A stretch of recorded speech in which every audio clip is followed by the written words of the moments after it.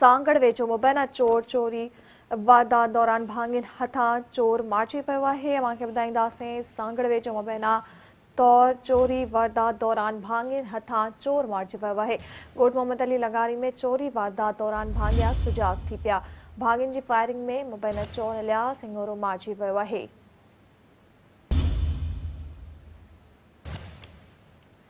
नाज़रीन, सांगड़ वेझो मुबैना तौर चोरी वारदात दौरान भाङिन हथां चोर मारिजी वियो आहे। ॻोठ मोहम्मद अली लगारी में चोरी वारदात दौरान भाङिया सुजाग थी पिया। भाङिन में फायरिंग में मुबैना चोर इलियास हिंगोरो मारिजी पियो आहे। तफ़सील मालूम कंदासीं। टेलीफोन लाइन ते असांखे जॉइन कयो आहे सिंध टीवी न्यूज़ जे रिपोर्टर अंजुम आफ्ताब। जी अंजुम आफ्ताब, कहिड़ा तफ़सील आहिनि? जी, सांगड़ लॻ पक्षरी मोरी आहे, सांगड़ थाणे जी हद आहे। उन में हिकु इलियास जेको माण्हू हो उहो मोहम्मद अली रिदारी जे ॻोठ में दाख़िल थियो ऐं भाॻिन हथां जेको आहे सो चोरी करण जे इरादे सां दाख़िल थियो। त भाॻिन हथां जेको बंदूक जा फायर करे उन क़तल कयो। जॾहिं जो बासनि जो इहो चवणु आहे त असांजे नौजवान खे घरां वठी वञी बंदूक हणी मारियो आहे।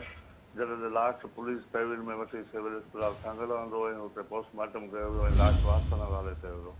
जॾहिं अञा ताईं मुकमल पुलिस जो चवणु आहे त जांच न कई आहे, जांच करे पोइ तफ़सील ॿुधाईंदासीं। महिरबानी अंजुम आफ्ताब तफ़सील ॾियण लाइ।